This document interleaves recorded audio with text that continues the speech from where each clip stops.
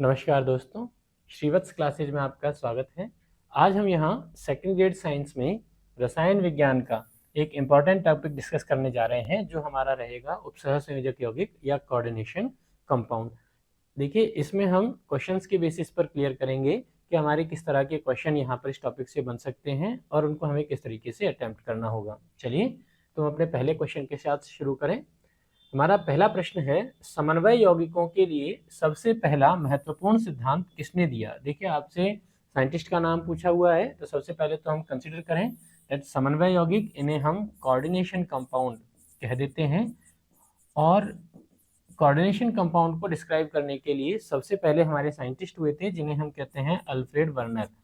इन Alfred Werner ने सबसे पहले कोऑर्डिनेशन कंपाउंड को डिस्क्राइब किया था, इसी वजह से इन्हें हम फादर ऑफ कोऑर्डिनेशन केमिस्ट्री कह देते हैं। ठीक है, तो फादर ऑफ कोऑर्डिनेशन केमिस्ट्री पूछ ले या उपसह संयोजक यौगिकों के लिए सबसे पहले सिद्धांत देने वाले साइंटिस्ट का नाम पूछ ले, तो हम कहेंगे अल्फ्रेड वर्नर हमारे लिए इस प्रश्न का करेक्ट आंसर हो जाएगा। जहां आप याद रखें दैट अल्फ्रेड वर्नर ने जो सिद्धांत दिया, उसमें उन्होंने बताया कि कोई भी जो केंद्रीय परमाणु होता है, जो सेंट्रल एटम होता है, उसकी दो तरह की वैलेंसीज उसमें पाई जाती हैं। पहली वैलेंसी जो है उसको अपन प्राइमरी वैलेंसी कह देते हैं, और दूसरी तरह की वैलेंसी जो है उसको अपन सेकेंडरी वैलेंसी या द्वितीयक संयोजकता कह देते हैं। चलिए नेक्स्ट अगला प्रश्न देखें। अगला प्रश्न हमारा है, निम्न में से कौन एक द्विक लवण का उदाहरण है। तो सबसे पहले देखिए, द्विक लवण या डबल सॉल्ट हमारे क्या होते हैं वो हम कंसिडर करें। तो सबसे पहले तो हम ये सीखें कि सॉल्ट यानी लवण क्या होते हैं। तो हम कहेंगे सॉल्ट यानी लवण वो जो सामान्यतः अम्ल और क्षार की क्रिया से बनते हैं। जब अम्ल और क्षार की आपस में अभिक्रिया होगी तो जल के अलावा जो कंपाउंड बनेगा उसको हम कहेंगे लवण, जिसमें कम से कम एक कैटायन और कम से कम एक एनायन उपस्थित होना चाहिए। तो अब ये जो लवण है वो फिर से आपके दो तरह के हो जाते हैं। कौन कौन से? तो पहला तो होगा आपका सामान्य लवण, और दूसरे जो होते हैं वो आपके जटिल लवण या कॉम्प्लेक्स सॉल्ट होते हैं। सामान्य लवण हमारे वो होंगे जिनमें एक ही तरीके का धनायन और उसी तरह के ऋणायन, एक ही तरह के ऋणायन उसमें उपस्थित होते हैं। जैसे सोडियम क्लोराइड हमारा सामान्य लवण है, जैसे मैग्नीशियम क्लोराइड Mg+2 धनायन और सल्फेट ऋणायन इसमें उपस्थित होता है, तो ये सामान्य लवण हो जाते हैं।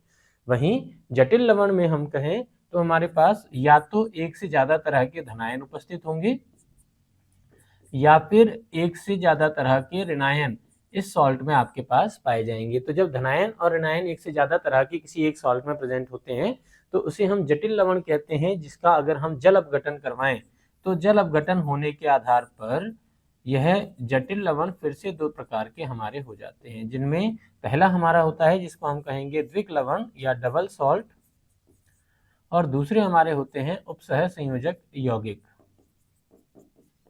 या कोऑर्डिनेशन कंपाउंड। जहां डबल सॉल्ट या द्विक लवण की अगर हम बात करें तो ये ऐसे लवण हैं जिनका अगर हम जल अपघटन करवाएं, तो जल अपघटन करवाने पर इनके 100% आयनों का पूर्णतः वियोजन हो जाता है। और जब आयनों का वियोजन होगा तो अगर हम इस जल अपघटन से प्राप्त जलीय विलयन का किसी पर्टिकुलर आयन का टेस्ट करने के लिए उपयोग करें तो हमें ईच इंडिविजुअल कैटायन और एनायन का टेस्ट वहां पर देखने को मिलेगा। जैसे अगर हम पोटाश एलम या फिटकरी को लें, जिसका फॉर्मूला हमारा K2SO4 Al2SO4 का होल थ्राइस और वाटर मॉलिक्यूल्स आपके होते हैं, तो अगर हम इसका जलीय विलयन लें तो जलीय विलयन में हमें पोटेशियम और एल्यूमिनियम दोनों ही प्रकार के आयनों का टेस्ट देखने को मिल जाएगा। साथ ही एनायनों में हमें सल्फेट आयन का टेस्ट यहाँ पर रिकॉग्नाइज हो जाएगा। वहीं उपसह संयोजक यौगिक अगर हम बात करें तो इन यौगिकों का कंप्लीट जल अपघटन नहीं हो पाता। जैसे अगर हम उपसह संयोजक यौगिक लें K4FeCN का होल 6, तो इसका जल अपघटन तो होता है, लेकिन इसके जल अपघटन से केवल पोटेशियम धनायन और FeCN6 का होल 4 यानी FeCN का होल 6 -4 ऋणायन का फॉर्मेशन होकर यहाँ पर रह जाता है। अब इंडिविजुअल Fe+2 आयन और साइनाइड आयन का फॉर्मेशन यहाँ पर नहीं होगा। तो जब भी हम लवण का टेस्ट करेंगे, इसके विलयन का टेस्ट करेंगे, तो हमें पोटेशियम आयन का टेस्ट इसके विलयन में मिलेगा, साथ ही हमें हेक्सासाइनोफेरेट आयन का टेस्ट देखने को मिलेगा, लेकिन इंडिविजुअल आयरन सेकेंड या साइनाइड आयन का टेस्ट यहाँ पर देखने को नहीं मिलता। तो देखिए हमसे यहाँ द्विक लवण या डबल सॉल्ट पूछा है, तो हम कहेंगे एक ऐसा सॉल्ट जिसमें एक से ज्यादा प्रकार का धनायन और ऋणायन हो, साथ ही ये धनायन और ऋणायन के ईच इंडिविजुअल आयन का टेस्ट यहाँ पर देखने को मिलता हो। तो हम कहेंगे option number B potash alum या फिटकरी जिसको हम कहते हैं, वो हमारे लिए इस क्वेश्चन का करेक्ट आंसर हो जाएगा। ठीक है, नेक्स्ट अगला प्रश्न देखें।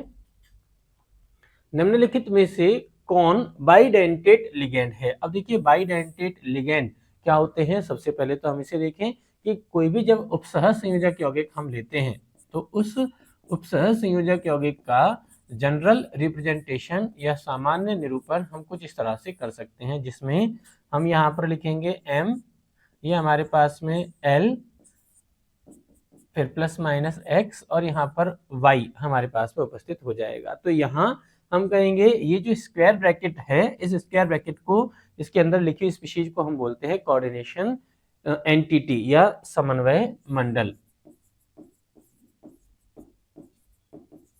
ठीक है, इसमें जो कैपिटल M लिखा हुआ है ये हमारा केंद्रीय परमाणु है और ये केंद्रीय परमाणु क्या करेगा, इलेक्ट्रॉन पेयर लेगा, इलेक्ट्रॉन पेयर एक्सेप्टर ये हो जाता है।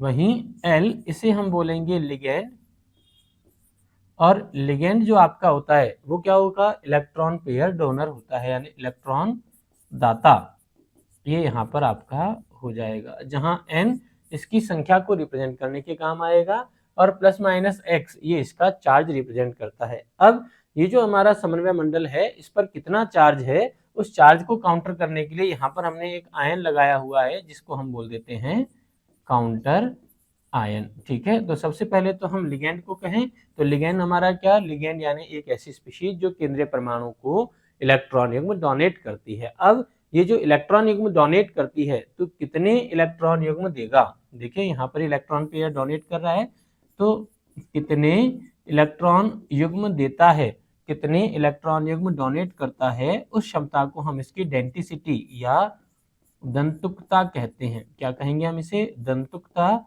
या डेंसिटी। ठीक है, अब ये जो डेंसिटी है वो कितने इलेक्ट्रॉन युग्म देने की क्षमता है किसी पर्टिकुलर लिगेंड की, उसके आधार पर हम लिगेंड को अलग अलग तरह से नाम दे देते हैं। जैसे अगर एक लोन पेयर दे सकता है तो ऐसे लिगेंड हमारे मोनोडेंटेट या एक दंतुक लिगेंड कहलाएंगे। वहीं दो लोन पेयर अगर डोनेट होते हैं, दो इलेक्ट्रॉन युग्म दिए जाते हैं, तो ऐसे लिगेंड हमारे बाइडेंटेट या डाइडेंटेट लिगेंड कहलाते हैं।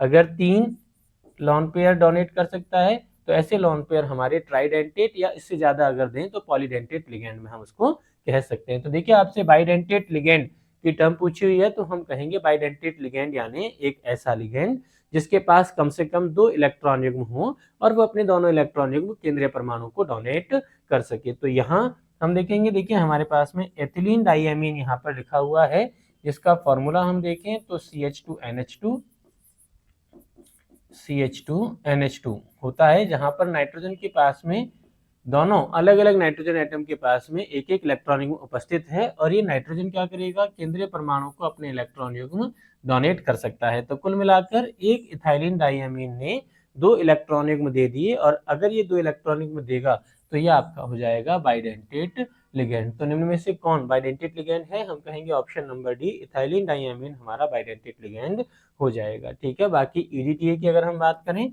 तो ये इथाइलिन डाइएमीन टेट्रा एसीटेट के लिए प्रयुक्त होने वाली कॉमन टर्म है, जो हमारा हेक्साडेंटेट लिगेंड होता है। एसीटेट आयन आपके मोनोडेंटेट लिगेंड में, और पिरिडीन जो है जिसका फॉर्मूला C5H5N ये आपके हेट्रोसाइक्लिक एरोमेटिक कंपाउंड है जो 6 इलेक्ट्रॉन युग्म भी दे सकता है या फिर 2 या 4 इलेक्ट्रॉन युग्म भी डोनेट कर सकता है। तो सही करेक्ट आंसर हमारा हो जाएगा option number D, ethylene diamine, जो कि एक बाइडेंटेट लिगेंड होता है। नेक्स्ट अगला प्रश्न देखें, PtC2H4Cl3 और यहाँ पर इसमें चार्ज लिखा हुआ है -1 में, Pt की ऑक्सीडेशन नंबर या ऑक्सीकरण संख्या क्या है। तो देखिए किसी भी एलिमेंट की अगर हमें ऑक्सीडेशन नंबर निकालनी हो तो हम कहेंगे, माना दैट प्लेटिनम का ऑक्सीडेशन नंबर हमारे पास में है X प्लस इसकी संख्या, प्लेटिनम A की केंद्रीय परमाणु यहाँ पर दिया हुआ है तो हमने इसकी नंबर 1 से इसको मल्टीप्लाई करेंगे, प्लस देखिए एक C2H4 यानी एक इथाइलिन है, और हम जानते हैं C2H4 यानी एथिलीन क्या होता है, उदासीन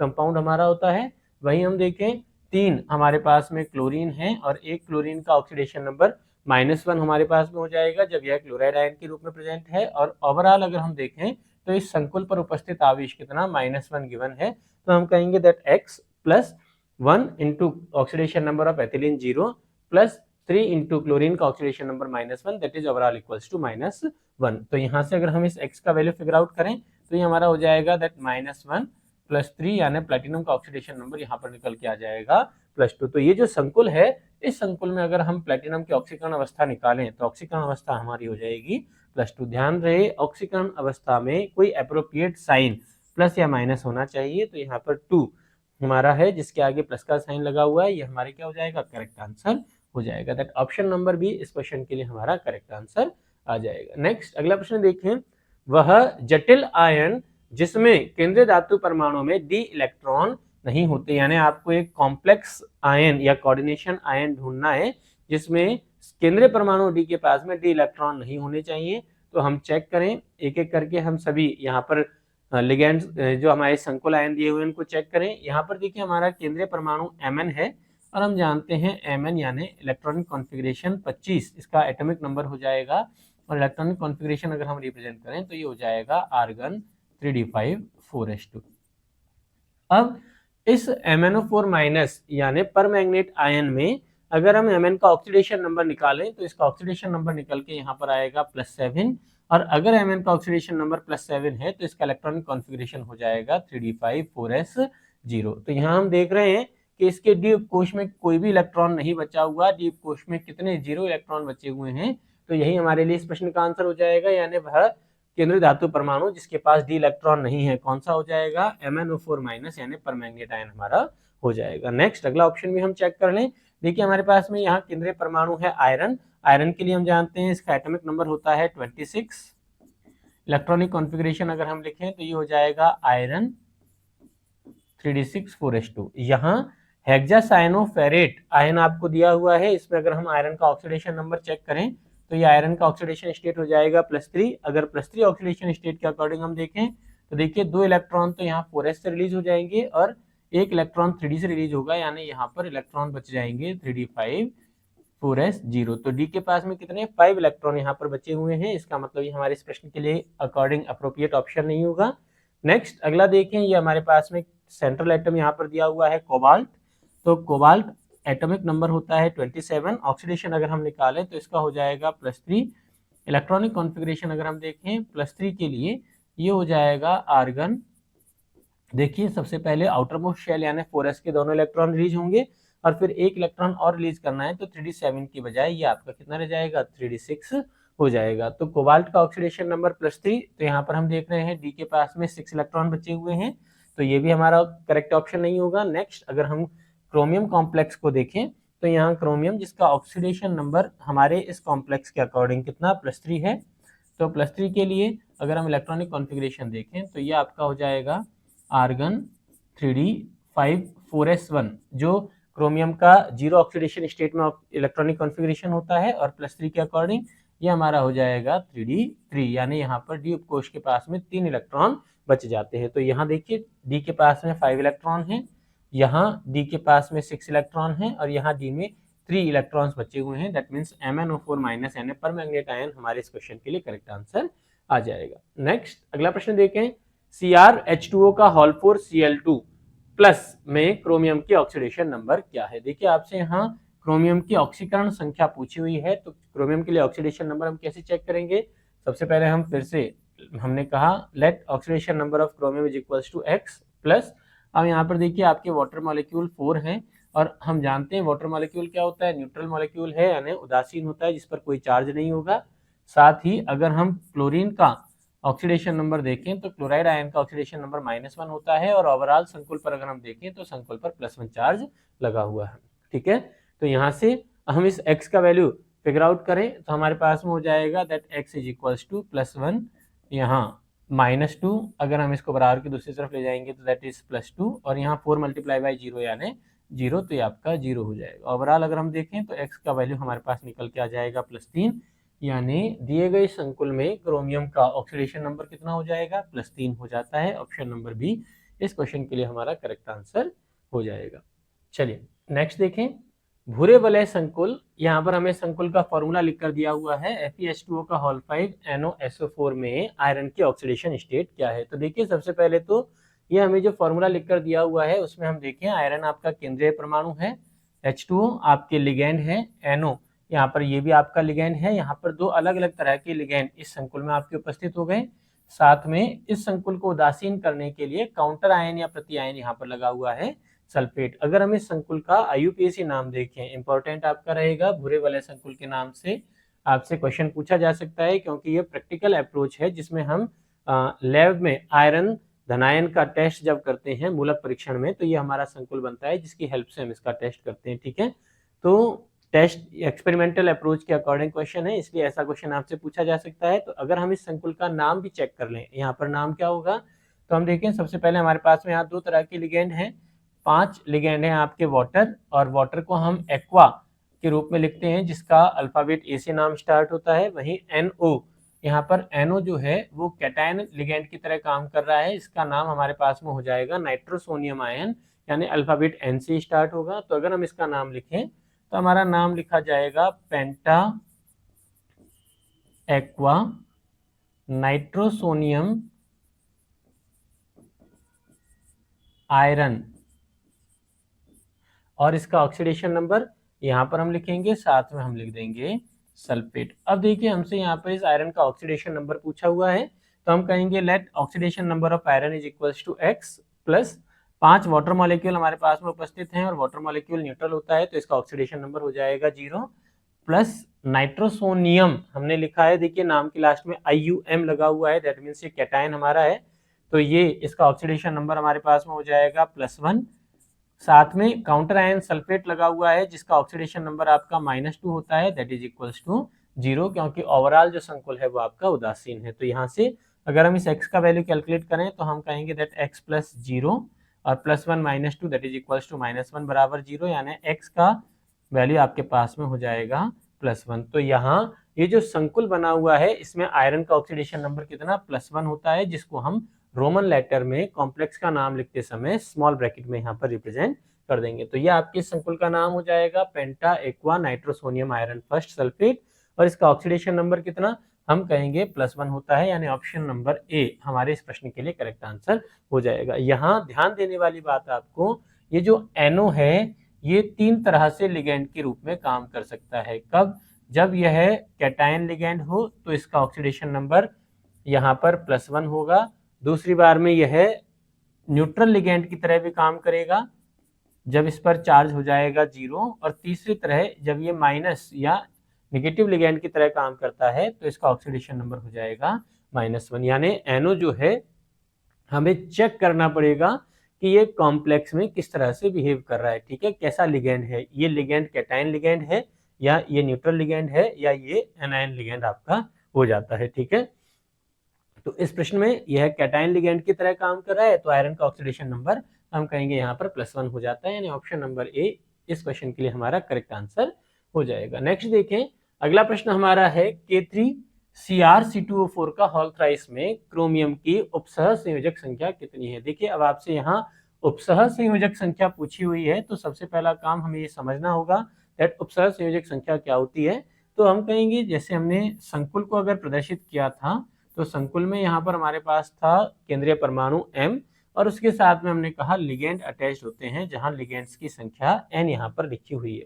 ठीक है, अब अगर एक ही तरह का लिगेंड है तो हम कहेंगे दैट केंद्रीय परमाणु M कितने लॉन पेयर लिगेंड से एक्सेप्ट कर सकता है, that number of lone pair accepted, कितने लॉन पेयर यह केंद्रीय परमाणु एक्सेप्ट कर रहा है, वो इसका क्या कहलाता है, कोऑर्डिनेशन नंबर या समन्वय संख्या कहलाती है।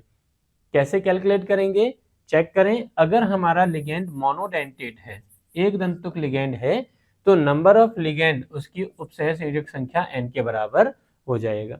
अगर यही लिगेंड आपका बाइडेंटेट है यानी द्विदंतुक है, तो द्विदंतुक लिगेंड के लिए हम कहेंगे उसकी संख्या गुणा एक लिगेंड कितने 2 इलेक्ट्रॉन पेयर केंद्रीय परमाणु को दे रहा है, तो हम मल्टीप्लाई बाय 2 कर देंगे। ऐसे ही जैसा लिगेंड का नेचर है, मोनोडेंटेट, बाइडेंटेट या पॉलीडेंटेट, तो वो कितने लॉन पेयर केंद्रीय परमाणु को दे रहा है वो हम चेक करके उसकी नंबर से मल्टीप्लाई कर देंगे, हमारे पास में केंद्रीय परमाणु की समन्वय संख्या निकल करके आ जाएगी। तो यहाँ देखें हमने जो स्क्वायर ब्रैकेट बड़े कोष्ठक में लिखा हुआ है ये हमारा कोऑर्डिनेशन कॉम्प्लेक्स है।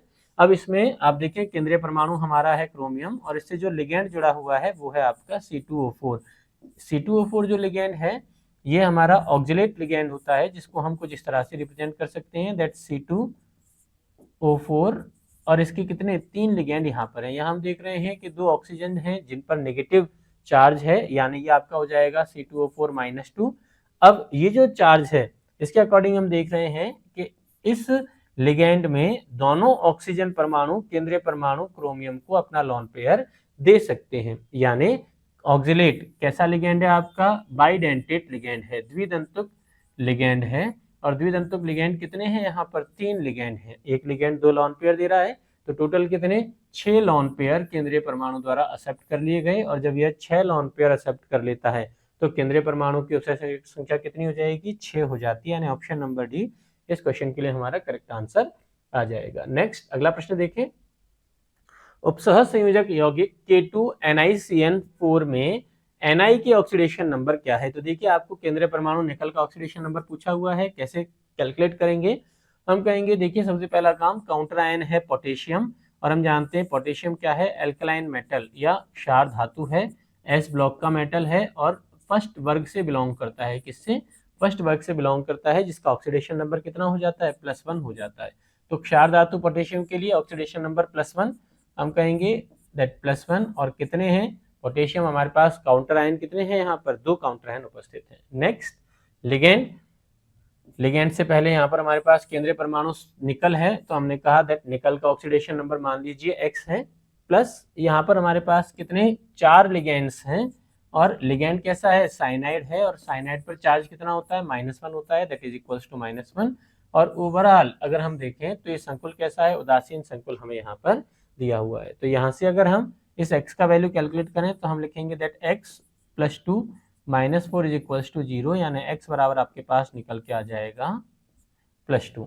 ठीक है, x बराबर कितना निकल के आ जाएगा, +2। तो ऑप्शन नंबर सी इस क्वेश्चन के लिए हमारा करेक्ट आंसर हो जाएगा। कैसे, तो हमें डायरेक्ट में हम कैलकुलेट कर सकते थे दैट पोटेशियम ये +2 हो जाएगा, क्योंकि 2 पोटेशियम यहाँ पर दिए हुए हैं, साइनाइड ये आपका -1 वाला लिगेंड है, और निकल पर अगर हम देखें तो +2 -4, और निकल पर कितना बच गया, क्योंकि संकुल आपका ओवरऑल उदासीन है तो यहाँ पर केवल +2 चार्ज बच जाएगा, जो निकल का ऑक्सीडेशन नंबर आपका हो जाएगा। अगर यहीं पर हमें इसकी समन्वय संख्या पूछता या उपसय संयोजक संख्या अगर पूछता तो देखिए हम कहें दैट CN- ये आपका मोनोडेंटेट या एक दंतुक लिगेंड है, और कितने लिगेंड यहाँ पर दिए हुए हैं, 4 दिए हुए हैं, दैट मीन्स 4 × 1, 4 लॉन पेयर केंद्रीय परमाणु निकल के द्वारा लिए गए, तो इसका उपसय संयोजक संख्या या समन्वय संख्या कितना हो जाएगा, 4 हो जाएगा। तो ऑक्सीडेशन नंबर तो इसका है +2 और समन्वय संख्या हमारी हो जाएगी 4।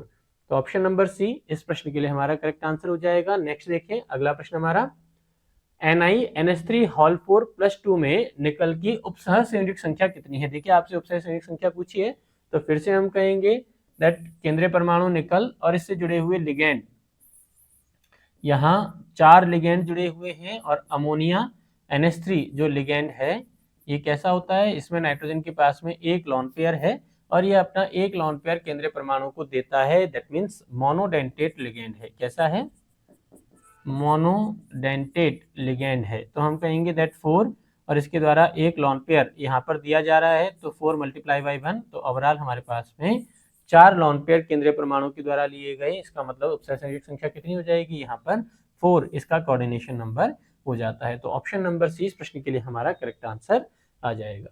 नेक्स्ट अगला प्रश्न देखें, CuCN3- में कॉपर की उपसय संयोजक संख्या। तो पहले देखिए हमसे कोऑर्डिनेशन नंबर यानी उपसय संयोजक संख्या पूछी हुई है, और दूसरा हमसे पूछा हुआ है ऑक्सीडेशन नंबर या ऑक्सीकरण संख्या पूछी हुई है। तो कैसे कैलकुलेट करेंगे, सबसे पहले उपसय संयोजक संख्या देखें, यहाँ पर कॉपर आपका केंद्रीय परमाणु है, क्या है कॉपर केंद्रीय परमाणु, और इससे जो लिगेंड जुड़ा हुआ है साइनाइड लिगेंड है, और कितने के 4 लिगेंड यहाँ पर इससे जुड़े हुए हैं, 4 लिगेंड जुड़े हुए हैं। साइनाइड की अगर हम नेचर देखें CN माइनस, तो ये आपका मोनोडेंटेट लिगेंड है, एक दंतुक लिगेंड है। तो मोनोडेंटेट लिगेंड के लिए हम कहेंगे 4 लिगेंड गुणा एक लिगेंड के द्वारा एक लॉन पेयर दिया गया, यानी समन्वय संख्या आपकी हो जाएगी 4। केंद्रीय परमाणु का कोऑर्डिनेशन नंबर कितना हो जाएगा? 4 हो जाएगा। नेक्स्ट, अगर हम इसका ऑक्सीडेशन नंबर निकालें तो हमने कहा let oxidation number of copper that is equals to x। हमने कॉपर का ऑक्सीकरण अंक मान लिया x है, प्लस 4 आपके पास लिगेंड हैं और एक लिगेंड का ऑक्सीडेशन नंबर है -1, और इस पर चार्ज कितना है? देखिए ओवरऑल संकुल पर हमें चार्ज दिया हुआ है -3, तो हमने कहा दैट इक्वल्स टू -3। यहाँ से अगर हम x का वैल्यू कैलकुलेट करें तो x बराबर हमारे पास में आ जाएगा -3 + 4, यानी x इज इक्वल्स टू +1 हमारा हो जाएगा। तो ऑक्सीकरण अंक हमारा निकल के आएगा कॉपर के लिए +1, और कोऑर्डिनेशन नंबर हमारे पास में आ जाएगा 4। तो देखिए सबसे पहले प्रश्न में हमसे उपसय संयुग्म संख्या पूछी हुई है, दैट मीन्स 4 हमारी उपसय संयुग्म संख्या है और ऑक्सीडेशन नंबर +1 है, यानी ऑप्शन नंबर ए इस प्रश्न के लिए हमारा करेक्ट आंसर आ जाएगा। अगला प्रश्न देखें। अगला प्रश्न हमें दिया हुआ है PtNH3 का whole 4 Cl2 tetraammine dichloro platinum second संकुल में आपसे प्लेटिनम की उपसह संयोजक संख्या पूछी हुई है। देखिए उपसह संयोजक संख्या, अब यहाँ उपसह संयोजक संख्या या कोऑर्डिनेशन नंबर आपकी क्या होती है? तो हमने कहा कितने लॉन पेयर केंद्रीय परमाणु द्वारा ले लिए जाते हैं। ठीक है, तो देखिए 4 अमोनिया लिगेंड है यहाँ पर, तो एमीन लिगेंड के द्वारा एक एक लॉन पेयर दिया जाएगा, तो हम कहेंगे कोऑर्डिनेशन नंबर हो गया 4, प्लस 2 क्लोरीन लिगेंड है, क्लोराइड लिगेंड की तरह काम कर रहा है, दोनों फिर से मोनोडेंटेट लिगेंड है, यानी ऑक्सीडेशन इसका कोऑर्डिनेशन नंबर हो जाएगा 2।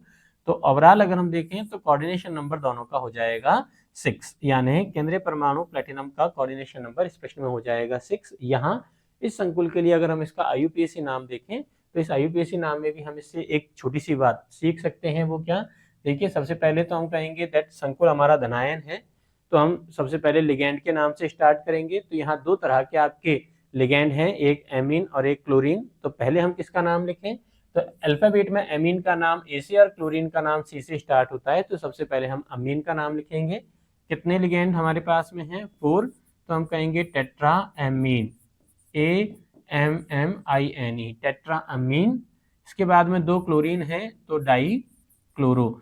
यहाँ जब हम लिगेंड्स का नाम लिखेंगे तो इसके बीच में हमें कहीं भी स्पेस नहीं देना है, टेट्राएमीन डाइक्लोरो, और उसके बाद देखिए सेंट्रल एटम का नाम बिना स्पेस दिए हम लिखेंगे यहाँ प्लेटिनम, तो टेट्राएमीन डाइक्लोरो प्लेटिनम। और उसके बाद में अगर हम इसका ऑक्सीडेशन नंबर लिखें तो यहाँ इस प्लेटिनम का ऑक्सीडेशन नंबर निकल के आएगा आपका 4। तो अगर हम रोमन लेटर्स में लिखते हैं 4, तो चूंकि यहाँ पर हमें काउंटर आयन दिया हुआ नहीं है, तो यही इसका नाम कंप्लीट हो जाएगा, दैट टेट्राएमीन डाइक्लोरो प्लेटिनम 4। ये हमारे इस संकुल का नाम हो गया। लेकिन अगर कहीं आपको इस संकुल का नाम कुछ इस तरीके से लिखा हुआ मिल जाए, देखें टेट्राएमीन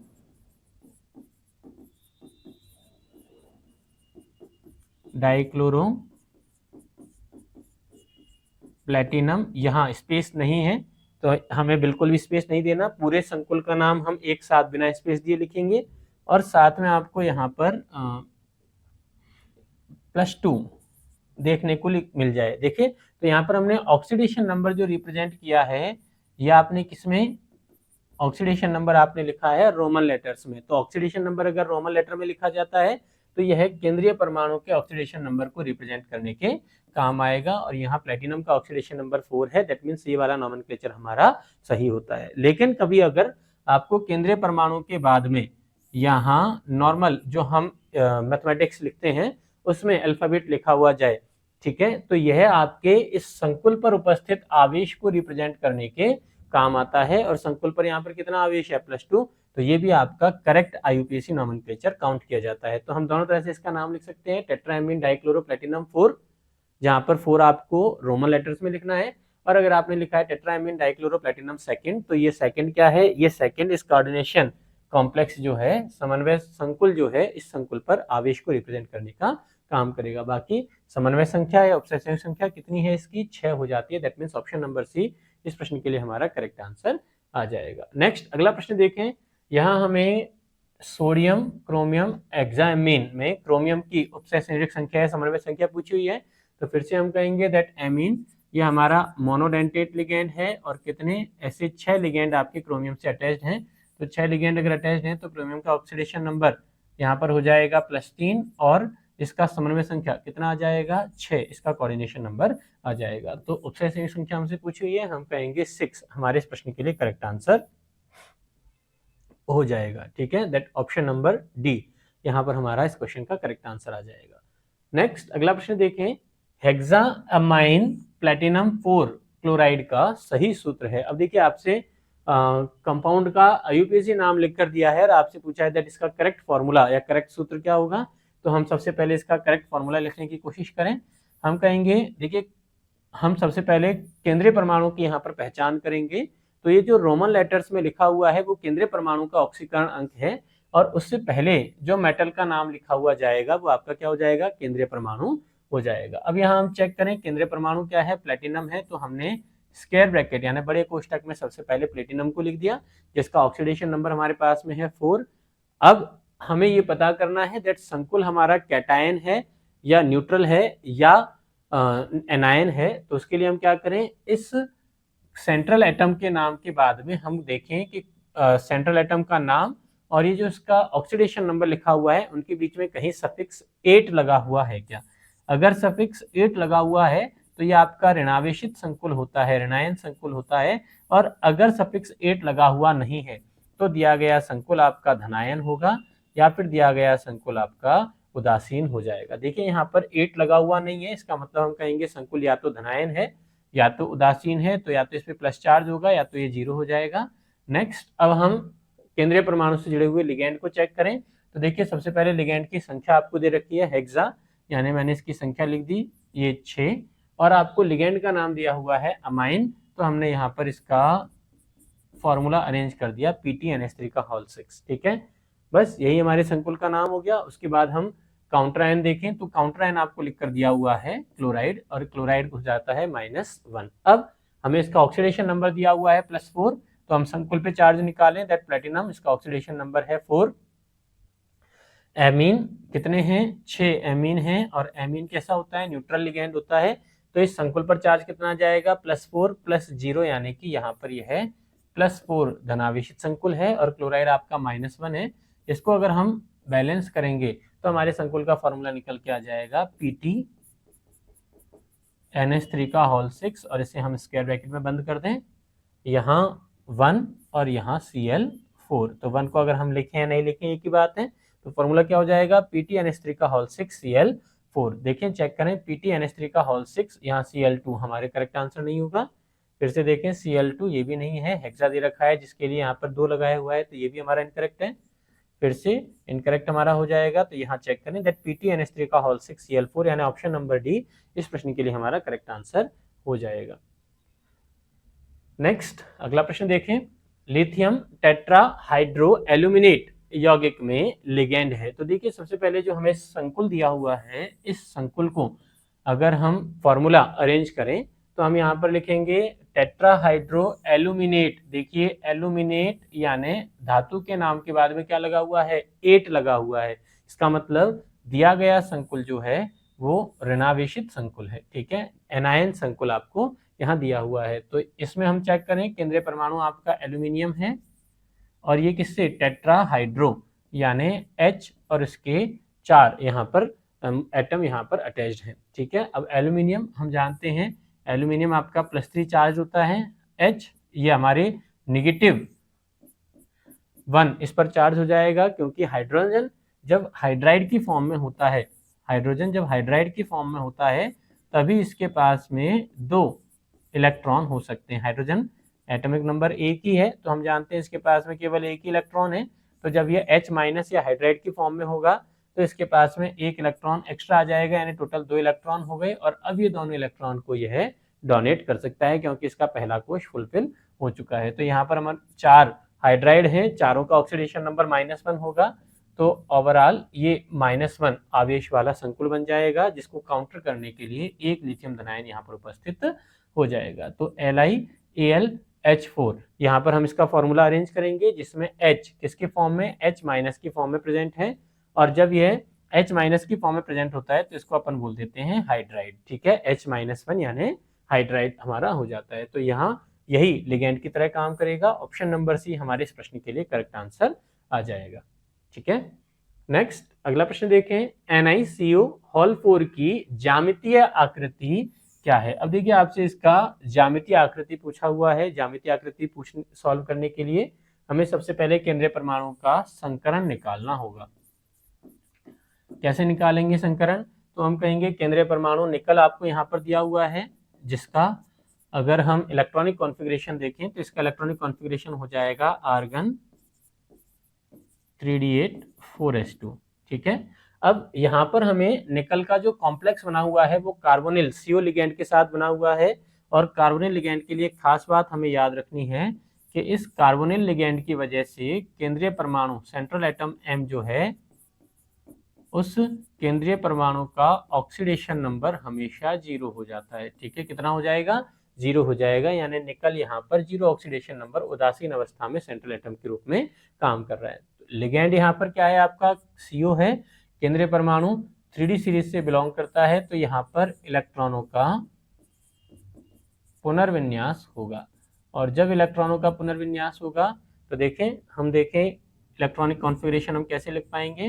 दैट निकल का इलेक्ट्रॉनिक कॉन्फ़िगरेशन जिसमें D के पास में देखिए हम जानते हैं D सबशेल जो है इसमें 5 ऑर्बिटल्स होते हैं, ये हमारे 5 3D ऑर्बिटल्स।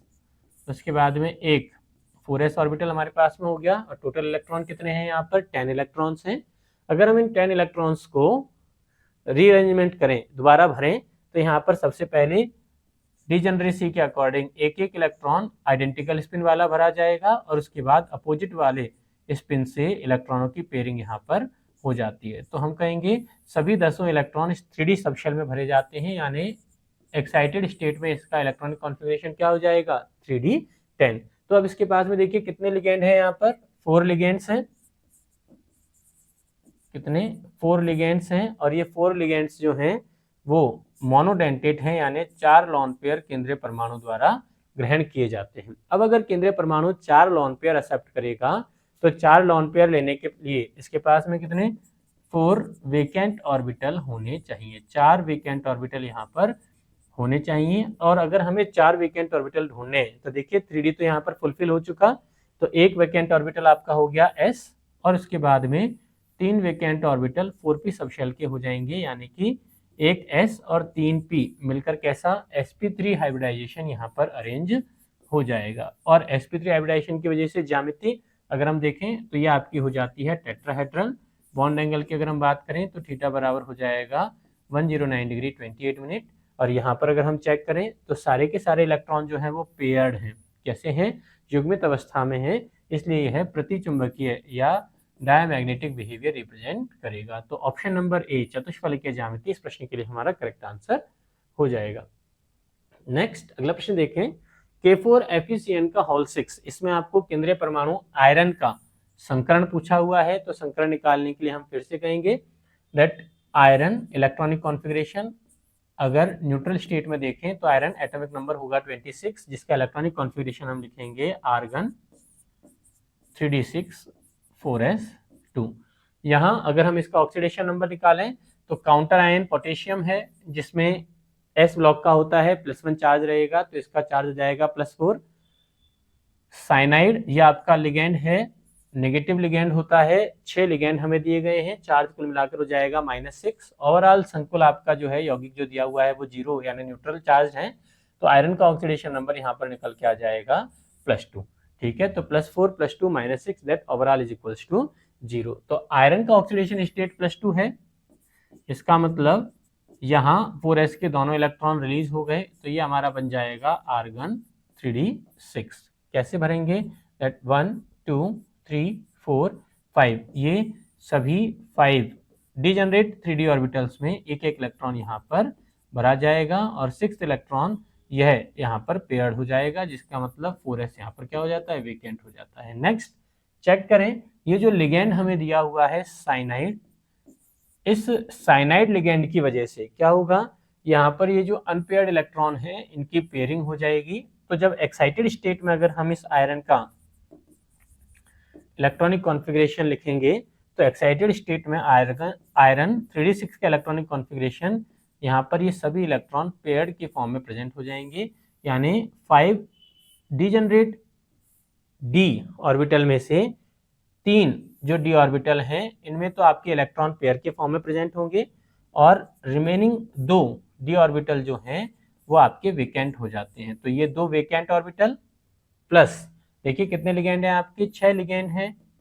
6 लिगेंड के लिए हमें 6 लॉन पेयर दिए जाएंगे और 6 लॉन पेयर के लिए सेंट्रल एटम के पास में 6 वेकेंट ऑर्बिटल यहाँ होने चाहिए। अब इन 6 वेकेंट ऑर्बिटल में से 2 वेकेंट ऑर्बिटल तो हमारे पास में है 3D के, एक वेकेंट ऑर्बिटल है 4s का और 3 वेकेंट ऑर्बिटल 4p से लिए जाएंगे, यानी हाइब्रिडेशन क्या हो जाएगा d2sp3, जिसमें d कौन सा n-1 d सबशेल के d ऑर्बिटल पार्टिसिपेट करते हैं, इसलिए इलेक्ट्रॉनिक कॉन्फ़िगरेशन के अकॉर्डिंग हाइब्रिडेशन क्या निकल के आएगा, d2sp3 हाइब्रिडेशन हो जाएगा। ऑप्शन नंबर सी यहाँ इस प्रश्न के लिए हमारा करेक्ट आंसर हो जाएगा। अगर किसी संकुल में हाइब्रिडाइजेशन के लिए ये n-1d की जगह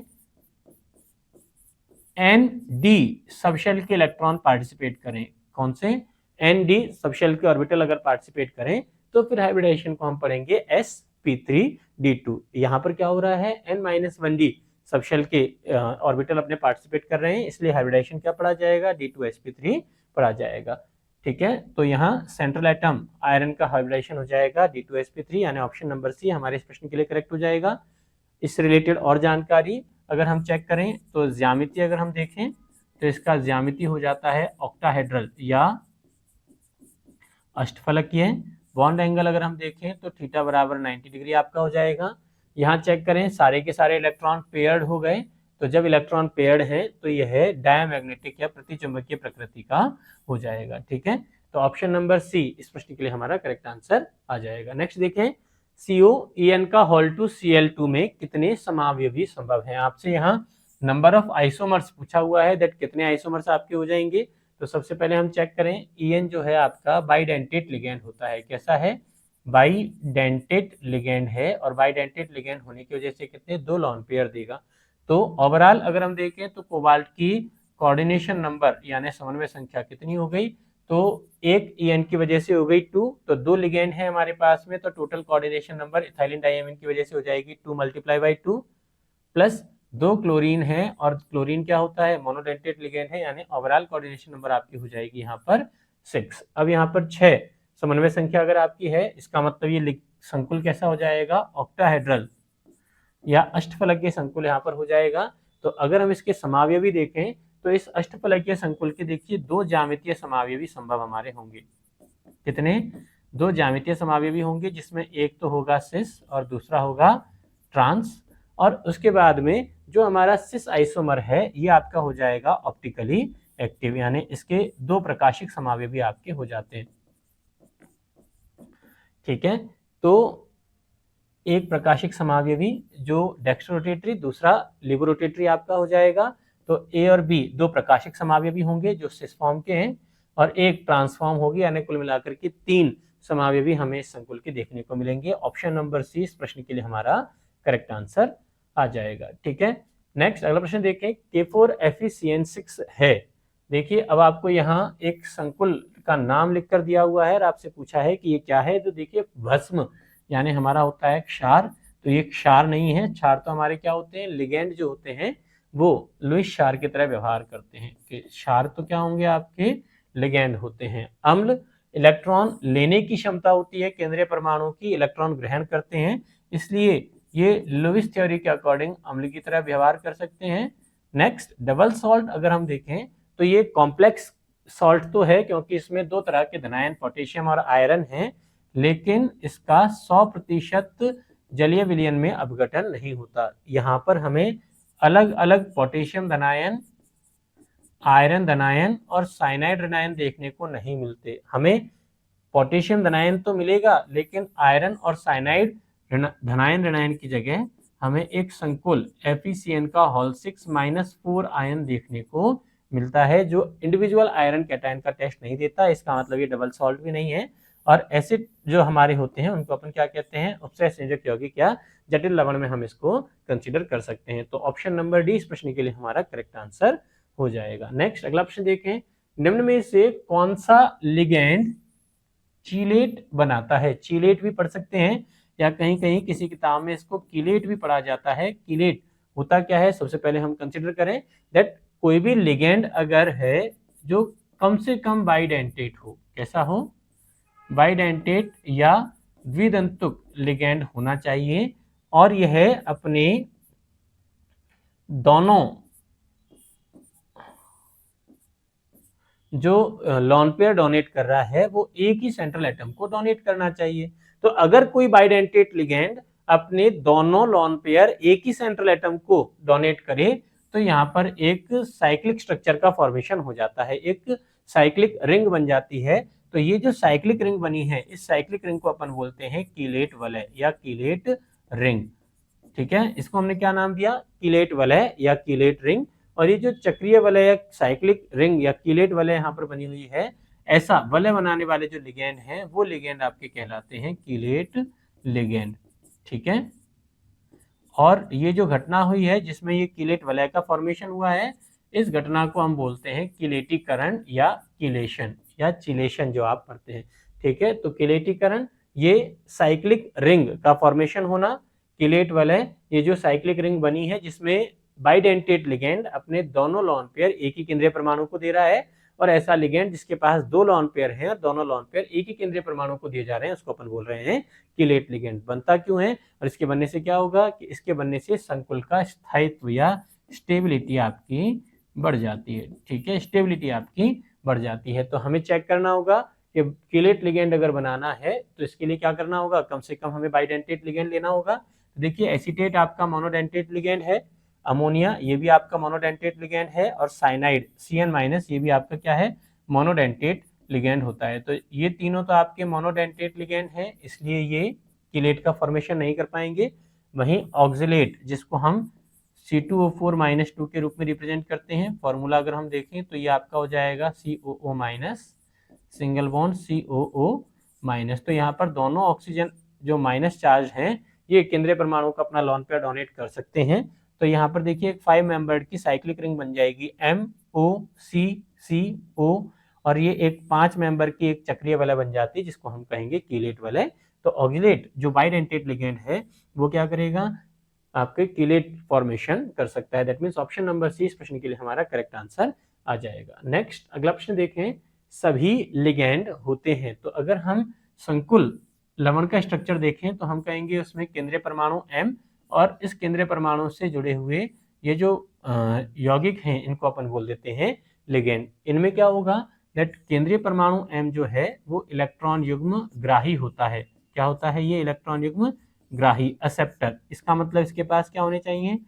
वेकेंट ऑर्बिटल होने चाहिए, रिक्त कक्षक यहाँ पर होने चाहिए। वहीं लिगेंड जो है यह आपका इलेक्ट्रॉन युग्म दाता होता है, इलेक्ट्रॉन युग्म डोनर होता है, और जो इलेक्ट्रॉन युग्म डोनर होगा उसके पास में क्या होना चाहिए? कम से कम एक लॉन पेयर होना चाहिए जिसको यह डोनेट कर सके। और अगर हम लुईस की संकल्पना को ध्यान दें तो लुईस ने अपनी अम्ल क्षार की संकल्पना में बताया था कि वे जो इलेक्ट्रॉन युग्म ग्रहण करते हैं अम्लीय प्रकृति के होते हैं, और वो जो इलेक्ट्रॉन युग्म डोनेट कर सकते हैं वो क्षारीय या भास्मिक प्रकृति के आपके हो जाते हैं, अल्कलाइन नेचर या बेसिक नेचर के आपके हो जाते हैं। तो लिगेंड इलेक्ट्रॉन युग्म दाता होंगे, इसलिए हम कहेंगे लुईस के अनुसार यह भस्म या क्षारीय प्रकृति के हो जाते हैं। दैट मीन्स ऑप्शन नंबर 20 प्रश्न के लिए हमारा करेक्ट आंसर हो जाएगा। तो ये हमारे कुछ प्रश्न थे जिसमें हमने कोऑर्डिनेशन कंपाउंड्स के बारे में जाना। नेक्स्ट लेक्चर में हम नए प्रश्नों के साथ फिर से मिलेंगे। धन्यवाद।